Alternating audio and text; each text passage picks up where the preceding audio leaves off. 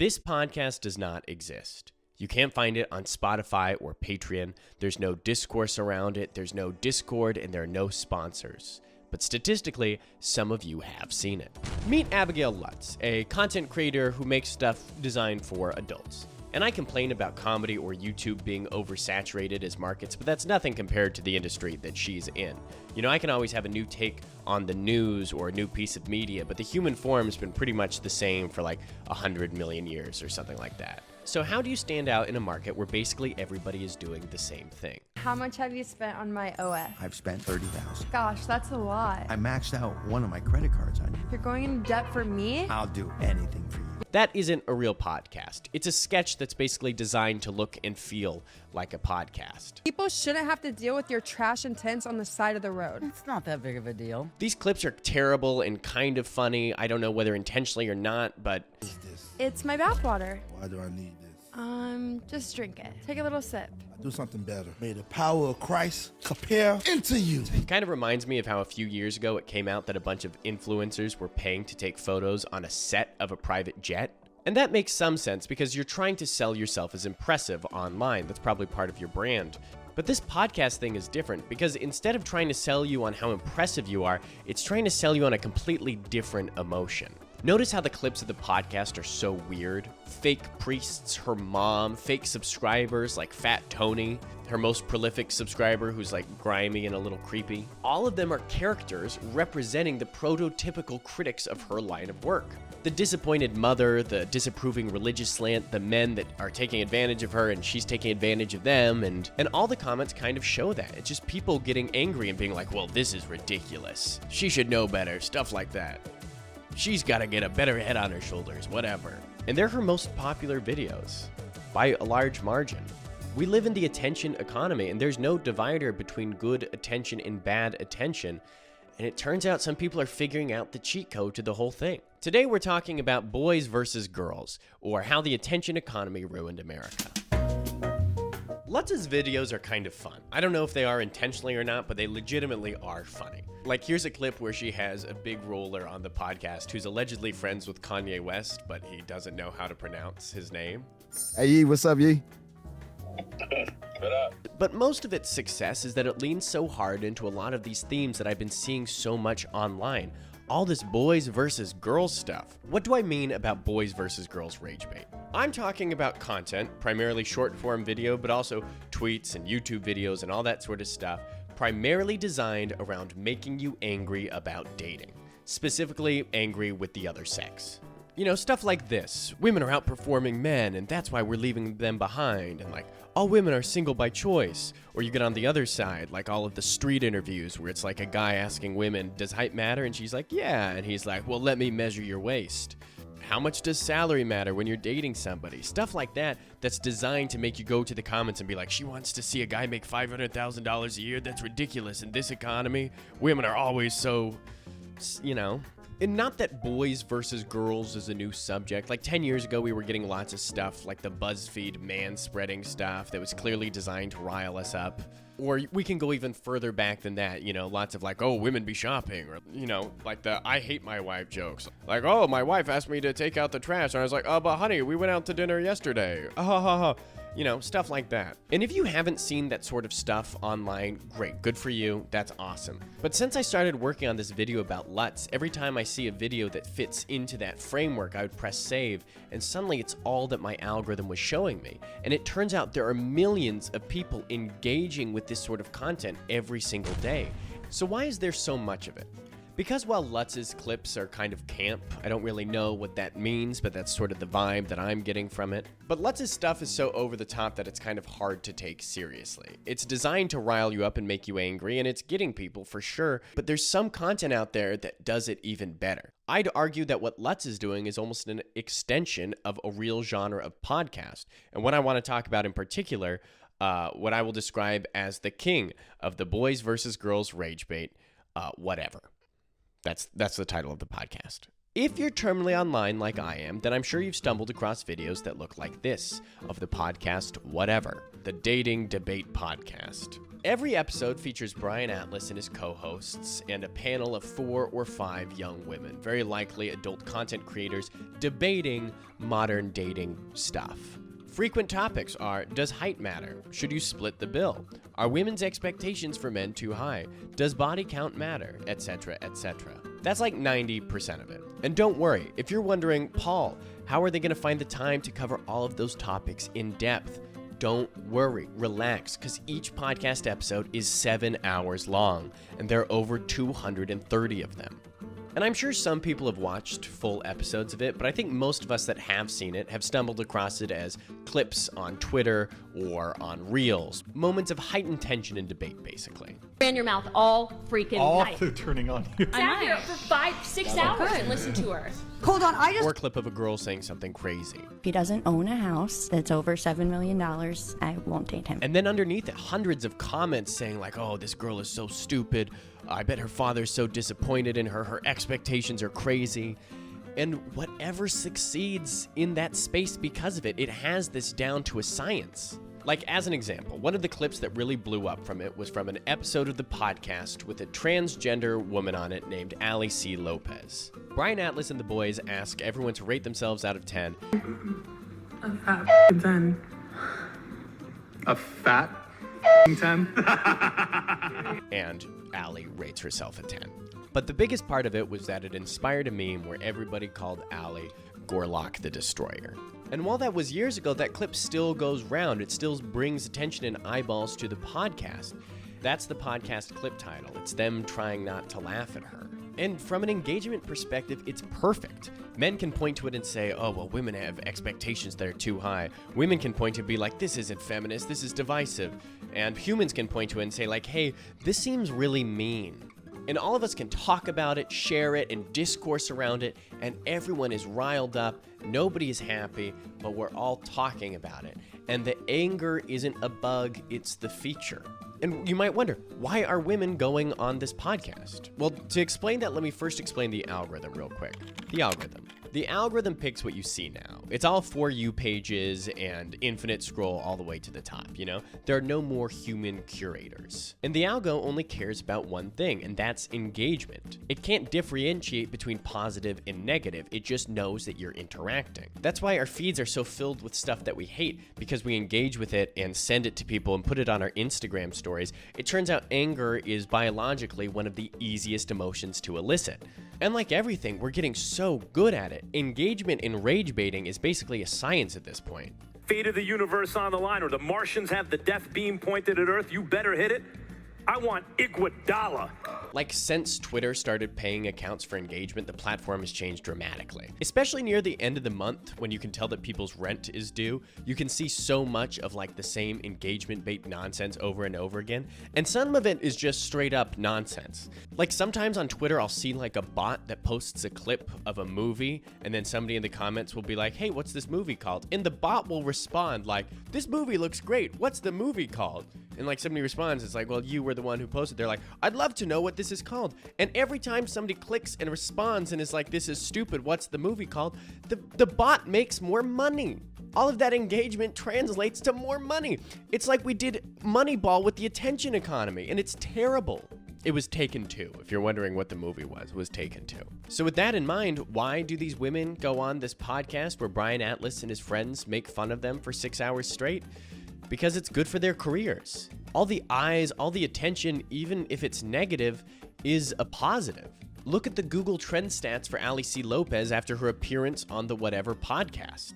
I'm sure the Gorlock the Destroyer nickname hurt her feelings, but if you're willing to run with it, it can make a career. That's why the really impressive women really lean into it. It's almost like they're playing characters. It's like wrestling almost, like they're gonna be on the Whatever podcast and they're gonna play the heel. What would you want the minimum yearly income to be for your future husband? Me? Yeah, you. Oh, I said 1 billion. Okay. You can be asked how much a man should make, and you say at least $500,000 a year, something like that, and you'll have 1 million people call you an idiot, but it will give you attention. It will increase your subscriptions. It will grow your profile. And why do I think maybe that's what Lutz is doing with her own clips? Because she was on the Whatever podcast. Do you guys have preferences in terms of height of men? I feel like shorter guys tend to have a smaller... She played the heel. She knows her lines. Criticize short guys. Say people should make more money. Say body count doesn't matter. Blah, blah, blah. It's a grift, and the only ones not in on it are you and me. The cycle is just anger, and then attention, and eyeballs, and then money, and it just becomes this like circle over and over again. It's crazy because the adage is that sex sells, but we're learning that anger sells everything, including sex, even better. That's crazy. So many of these women are making money off of saying inflammatory things. Like Sophie Rain announced that she made $50 million from OnlyFans last year, right? But she didn't make $50 million from OnlyFans. She made $50 million from saying she made $50 million on OnlyFans. The discourse around it, us saying like, well, that's a ridiculous amount of money to make for that sort of job, blah, blah, blah. That's the win. That's the attention. And I'm contributing to talking about it right now. I'm aware of that. Okay, sure. There's lots of rage bait out there. Anger drives engagement. Sure, all of that makes sense. But why is so much of it based around dating? Let me defend some of the people who engage with this level of rage baiting. These creators are capitalizing on a real genuine frustration that people are feeling with modern dating. It's really tough out there. I mean, look at the numbers. People are dating less, sleeping together less. It's something like 28% of men aged 18 to 30 haven't slept with anyone in the last year. More women than ever are saying that they're not actively trying to date and are checking out of the whole thing. And dating is important. It just is. We're social creatures. Even if you're not actively looking to date, you want to feel desired because desire is a reaffirmation that you have social value. That's what it is. If 28% of men aged 18 to 30 don't feel like they have value or that they're being valued, that's a lot of anger that somebody can capitalize on. And it's people like this. You hate women, you understand? Hey guys. You have no respect for women. That's why you're here arguing right now. And that's why there's so much boys versus girls content out there. Because it feels like for a lot of people like there's a gap within their life and they're blaming the opposite sex as though they're the ones who are responsible for it. Everyone sees the other side as the ones who are holding them back from what they want, which is just happiness. It's like why rejected authors hate the publishing industry, or like why I hate Adam Silver because he never responds to any of my emails. And this video isn't about who's responsible for what. I don't want to contribute to boys versus girls. I think honestly a lot of this stems from the internet and isolation, and I think the dating apps don't work for anybody. But there's clearly a strong reaction from both sides, from men and women. Most of this video so far is focusing more so on stuff targeted towards men, and I think that makes sense because I think men are definitely reacting more with anger to the situation. But I think a lot of this stuff affects women too. It's just kind of different. Like this viral video of a woman going through a bunch of men's Hinge profiles and judging them. Or the girl boss stuff where it's like, when it's the most beautiful woman in the world and she's just with some guy. He is not the love of your life. He is literally just a guy. Hit him with your car. I'm like, it's like a feminist take on it, but it still just feels like a feminist take on like, oh, well, boys are yucky. Because for both men and women, it's so Aesop's fable with the fox, you know? Everyone's undersexed and oversexed and undervalued and overvalued and frustrated, and isn't it just so much easier to say, well, they're yucky anyway. Women are shallow, men are shallow, everyone's the worst. I don't want those sour grapes anyway. The reason there's so much dating stuff is because dating is important. It's a high leverage, high intensity situation. It's why a lot of times when you end up breaking up with somebody, that love turns to hate. There's just a lot of energy that has to go somewhere. And FYI, I'm only talking about heterosexual relationships because that's the sort of material that I get on the internet. If you're familiar with gay or lesbian relationship rage bait, please send it to me because I love to learn. The consequences. One of the reasons I wanted to explain the Whatever podcast is because I think it's a good avenue to sort of explain some of my problems with the genre. Like the Lutz stuff is whatever, I don't think you get the impression she's taking it super seriously, but consuming this sort of content and creating it does have consequences. It's kind of dehumanizing for everyone. I asked my Discord if they could come up with any pre-internet rage bait, and somebody said war propaganda. And like, yeah, that feels right. You're telling me in 1300 you wouldn't click on a reel about how the Ottoman Empire needs to be invaded because of the promiscuity of their women? Or look at any of the stuff that was made in World War II or even World War I. It's about depicting the other side as somehow different than us. And I think the time we spend looking at the other sex as the other is dehumanizing, and it allows us to be more cruel. Like there was a video from a couple weeks ago from the Whatever podcast that I think kind of encapsulates this point. What are you doing over there? What's that? I was feeding my Tamagotchi. You're feeding your Tamagotchi? Yeah. When we explicitly told you before the podcast not to be on your phone, not to be texting, do you think that's the appropriate time to be doing that? My bad. What do you mean you're bad? Did you forget the pre-show instructions that Nick went over about not being on your phone? It's not my phone. It's not on your phone? It's not a phone. Does that diminish the degree to which it would be disrespectful to be doing that in the midst of a conversation? It's clear that Atlas enjoys the way that the podcast elevates him above these women that he's interacting with. That's why he gyms to the camera so much, as though it's an in-between joke between us and him that they're stupider or less than we are. And I think that when you start looking at anyone else as less than, it makes doing that sort of stuff so much easier. And I don't think it's just a guy thing. Like, I think it manifests in slightly different ways, but like, I have this friend who's like a lovely woman. She's attractive. She makes good money, all that sort of stuff. And she goes on tons of Hinge dates, right? But because none of them have worked out and culminated in her stated desire to be in a relationship, she ends up treating them kind of disposably. And then you get stuck in this like self-perpetuating cycle of like, all men are losers. And then it's like, well, of course I don't like them. He's just a man, blah, blah, blah. And it just becomes this circle because you can't like genuinely connect with anybody. We're all just treating each other with way less empathy than we should and that we want to be treated with. It's anger with no solution. It makes everyone mad at each other and there's just nowhere for that anger to go. And it makes me think about that tweet about when you're tired and you drink like a Red Bull and then all of a sudden you're not less tired, your heart's just pounding faster now. If you're discontent about dating and being single and the way everything is working out and you spend all your time watching whatever, it doesn't make you less single, it just makes you angrier. If you're insecure about height and you watch 10,000 reels about how like women only like tall guys or whatever, that doesn't change your height, that doesn't change any of those facts. Watching these videos doesn't make those feelings go away, it just traps you in this cycle and loop of anger with nowhere to go. And finally, it's boring. It's so boring. If you've watched Whatever, there really are moments where Brian totally owns woke feminists. And yeah, he comes across as pretty smart. And you know why? Because he's had these conversations literally hundreds of times. And I'm not saying some of the women who come on this podcast are all making great points or whatever, but it's like, shouldn't he be winning these arguments? It's like if Kyrie Irving played against a New York high school basketball team. When he and his teammates beat the teenagers, you don't think, oh, well, New York basketball is terrible. You think, why is this multimillionaire playing basketball against a bunch of teenagers? I mean, so far on Whatever, there have been 236 episodes. Each one is about 7.5 hours. That is 1,770 hours arguing about like the same 5 things. That's like a good percentage toward Malcolm Gladwell's benchmark for mastery. And I get it, like I was 15 at one point and hormonal and wasn't exactly crushing it with the ladies. You know, I haven't always been this suave bad boy that I am now. And I watched the Ben Shapiro stuff and got super into the men's rights sort of stuff, which I think a lot of it is valid and under-discussed. But whenever I see a clip from one of these podcasts or street interviews, I'm like, oh my God, are we on the same talking points we were on in 2016? How tall are you? Well, how much do you weigh? Why does that matter? Why does my height matter? We're still doing that stuff today? Aren't we bored yet? It's been 10 years and we're just going through the same stuff over and over and over. How many times can you ask a 19-year-old OnlyFans girl if body count matters? She's an OnlyFans girl. What do you think her answer is going to be? Hey, LeBron, do you think sports are important? Oh my God. Whether you think it does or it doesn't, it's just hard to still care, I guess. Isn't it boring?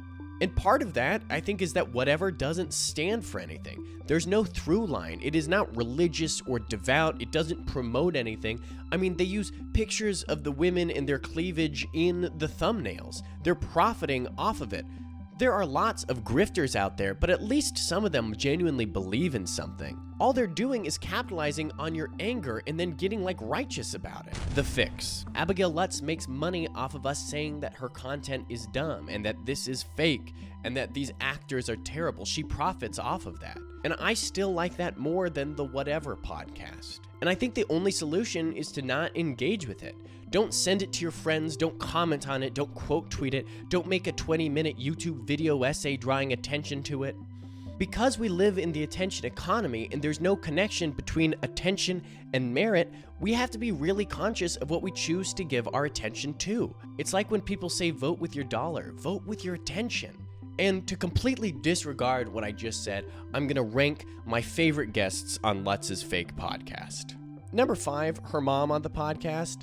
This was all right. I think it might be her real mom, but honestly, I felt like a lot of the stuff that they said on here was really cliche, like the, oh, are you disappointed in me? Like, kind of boring. Number 4, the unemployment grifter guy.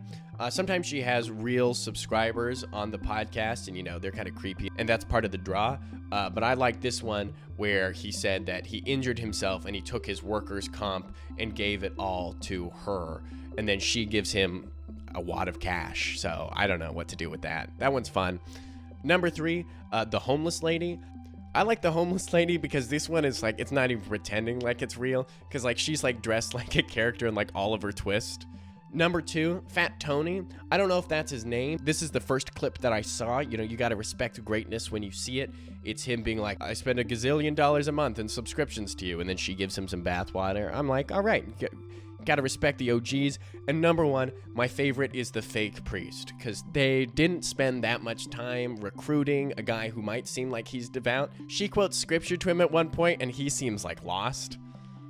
It's awesome. I think he says like, my child, and I'm just like, I don't believe it. It's awesome. All right, now with that out of the way, my conclusion.